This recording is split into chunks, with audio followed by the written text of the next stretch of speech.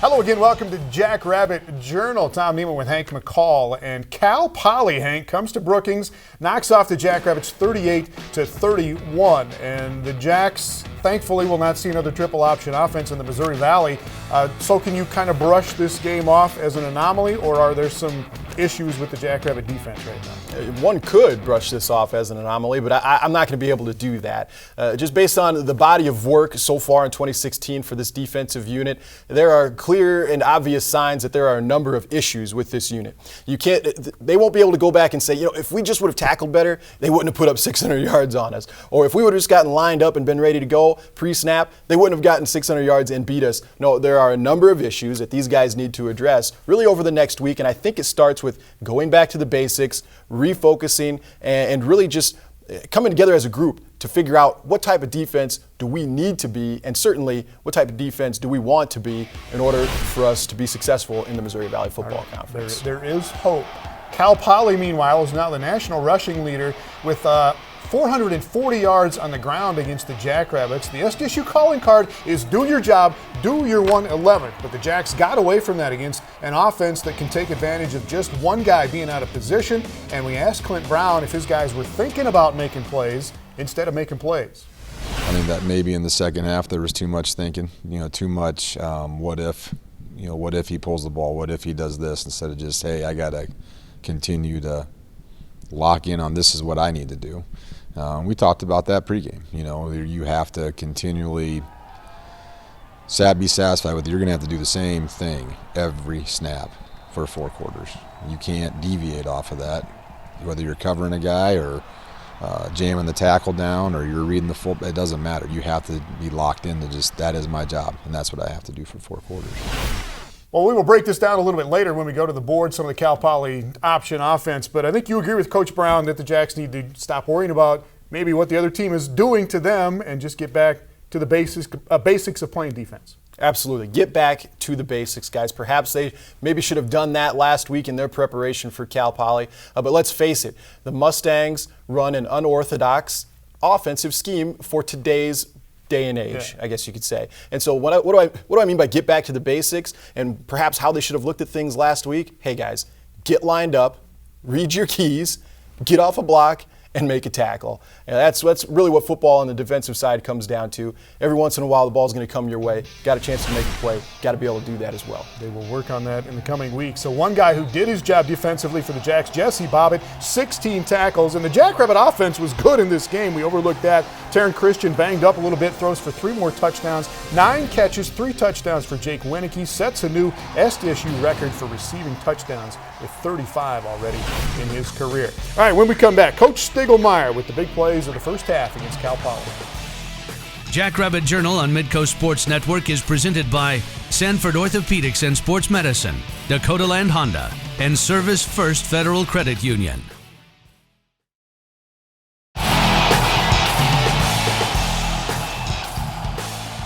Welcome back. We thought Cal Poly was going to be a handful for the Jackrabbits. Did not see this coming, however. And Stig wanted to talk this week about corn prices and fishing, but we got him talking about football. Here's Coach with the first half.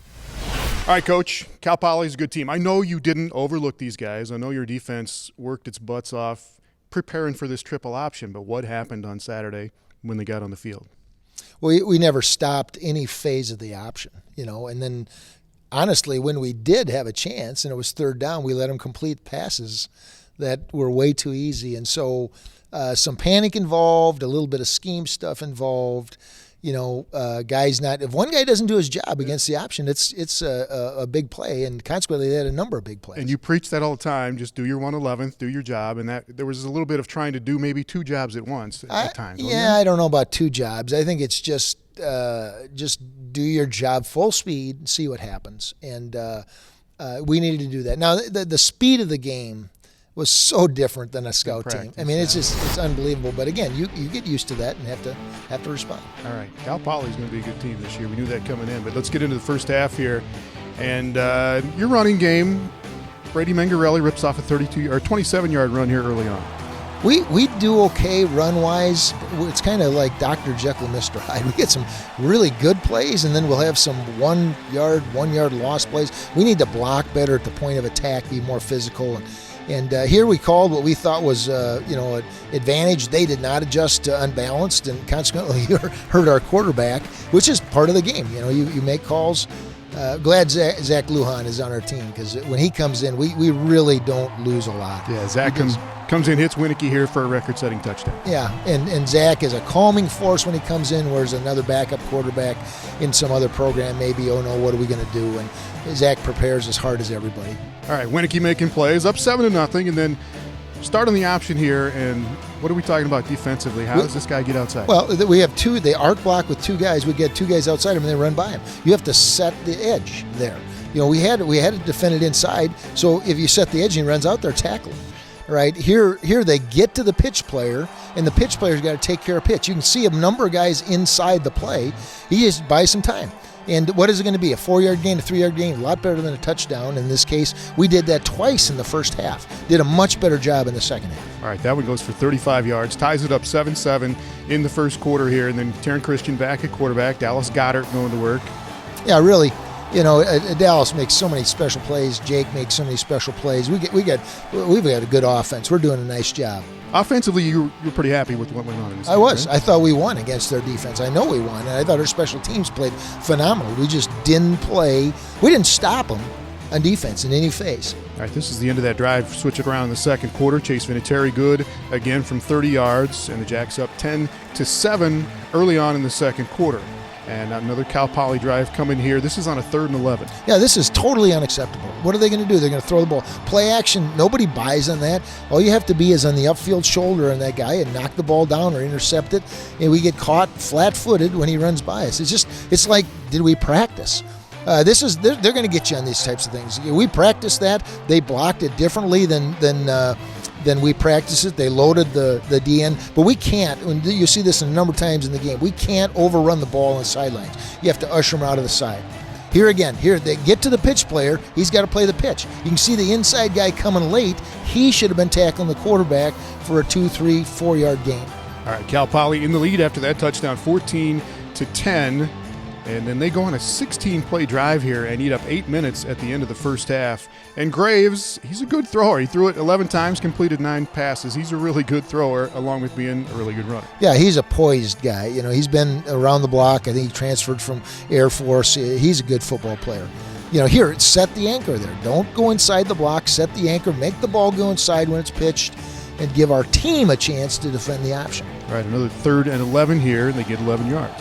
Yeah, this is, again, we talked all week in the intermediate area when they're, the 10 to 12-yard area. Be in your back pedal, be ready to drive. And our corner in that situation played like he was going to go vertical, opened his hips up, gave him an easy shot. We did stop him here, which was a positive, in a small positive in this sense. Defense was on the field a lot in this game, and it just seemed like the defense was a little defensive. You know what I'm saying? I don't mean that to be a smart aleck, but just a little holding back and not real attacking on defense. Is that fair? Well, anytime you have success, there's something inside you that says, can I get it done? Can we get it done? You have to fight that. You have to have razor focus. We talk about playing the present. Make a big play. Dallas Goddard makes a big play. You got to come back, make the next big play. Well, it's the same thing on a negative end of it. If you have a negative result, you have to be able to focus on doing your job. We didn't do that. All right, one thing we haven't touched on yet, big crowd, 16,800 here at Dana J. Dyke House, one of the biggest crowds ever, and they played a part, you thought, in the game, huh? Second largest crowd. I love our crowd. This year, with this stadium, they have been into the game, and they have affected the game. And we go to places where it changes our offense because you can't communicate. Our guys are jumping off sides, and that is happening here at South Dakota State. Well, a shootout coming up in the second half. Dallas Goddard, another incredible play for a touchdown. Then the Jacks actually let Cal Poly score on that last touchdown late in the game.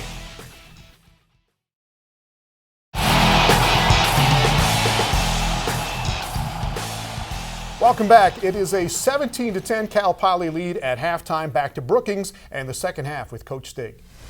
All right, Coach, a touchdown at halftime, but got to believe you guys went in and said, we're going to figure this out defensively and we're going to be fine.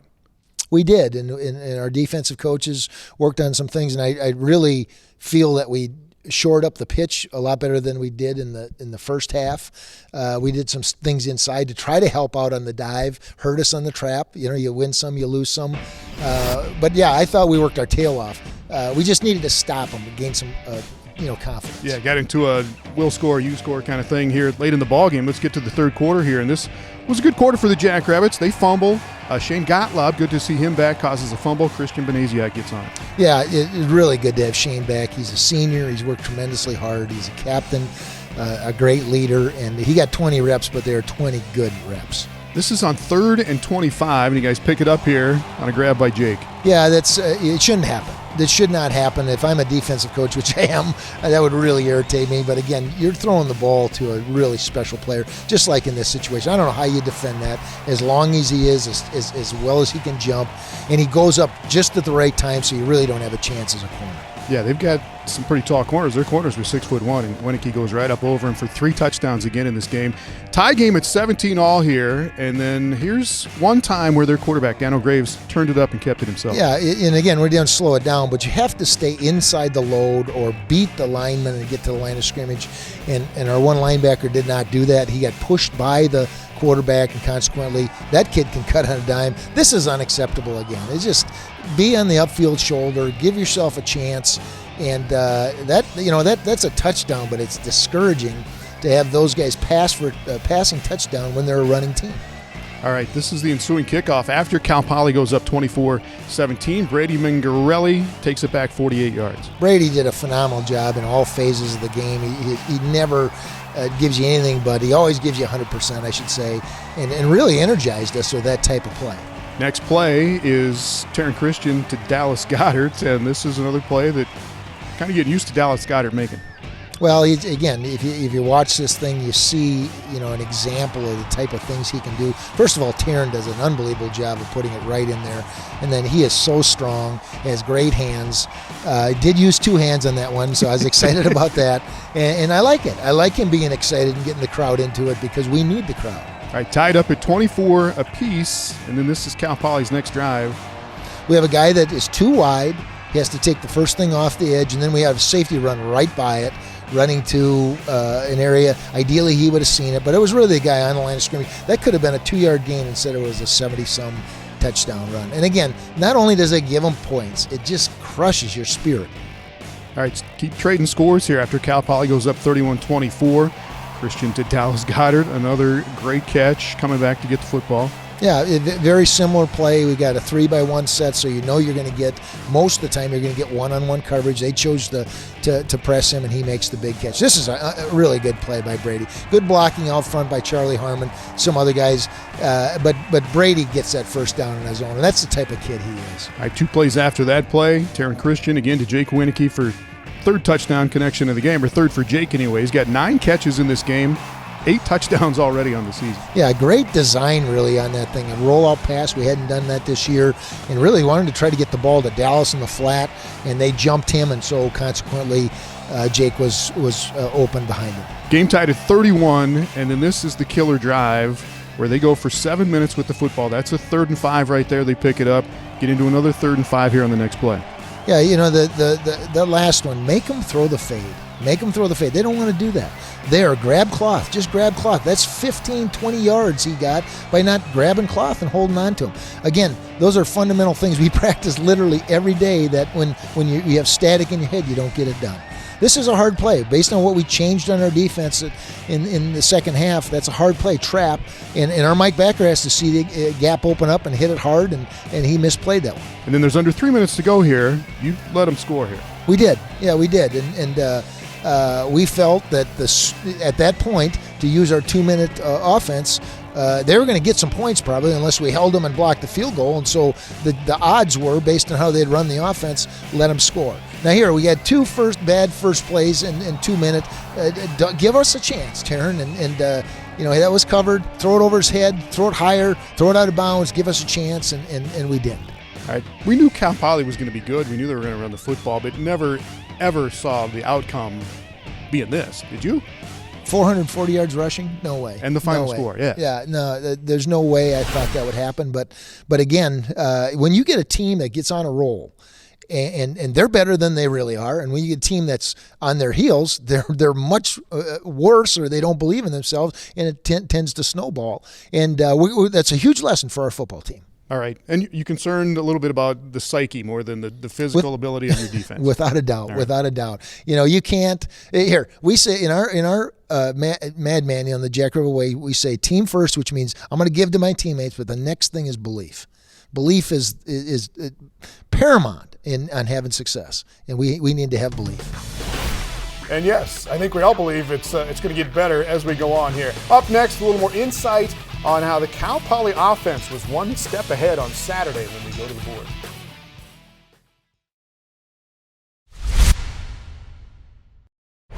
Welcome back. Let's go to the board and take a look at this Cal Poly triple option offense, Hank. And one thing that stands out really from going back and looking at it is whenever South Dakota State made a mistake defensively, either in lining up or in execution, Cal Poly would come to the line, take a look at it, and really take advantage, especially on this play. This is Cal Poly's first touchdown of the game. It is. And the one thing that we knew coming into this football game is that Cal Poly's quarterback, Dan Graves, he knows how to run this offense. He's been doing it his entire career, and he was brought to San Luis Obispo to do just that by way of the Air Force after things didn't work out there.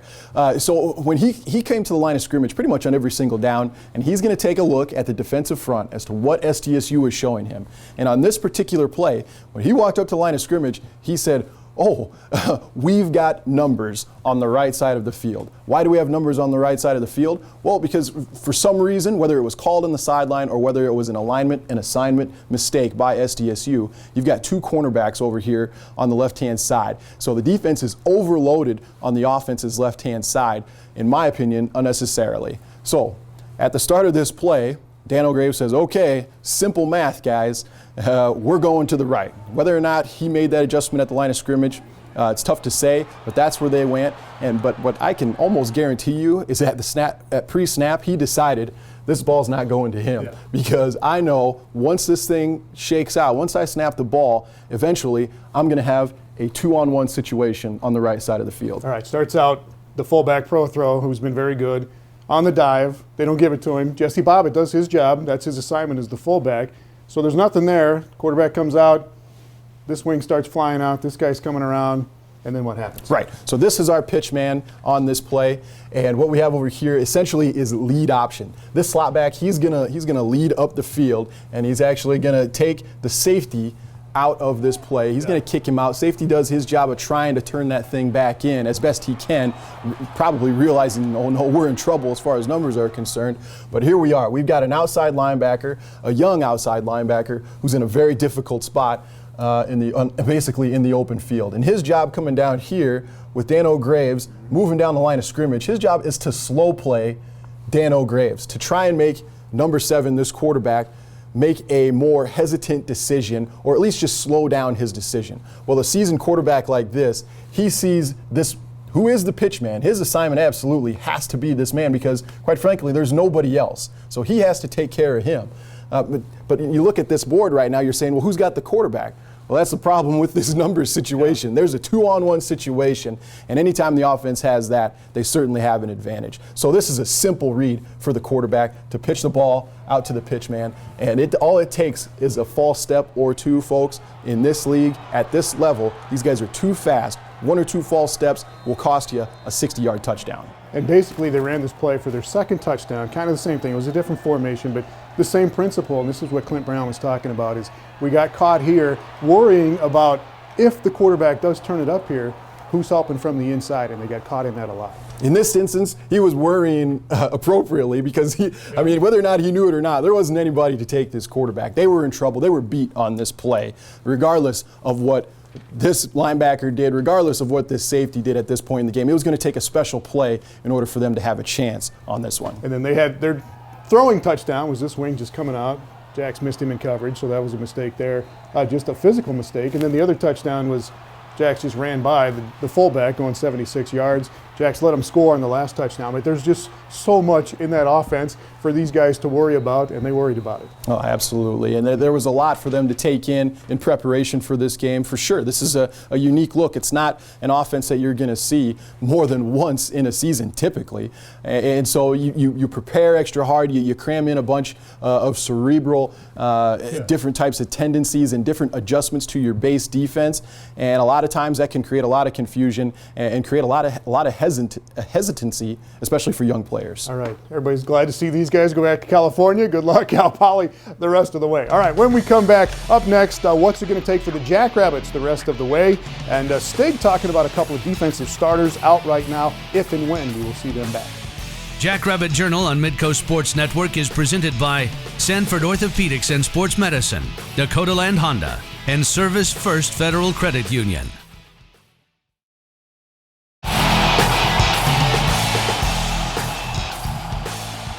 Well, the Jackrabbit football team off this Saturday. It's their bye week. The Jacks will open the Missouri Valley Conference season at home on October 1st against Western Illinois. We've talked a lot about the defense, Hank. What about the offense so far? There are issues with the offense. They need to run the football a heck of a lot more effectively.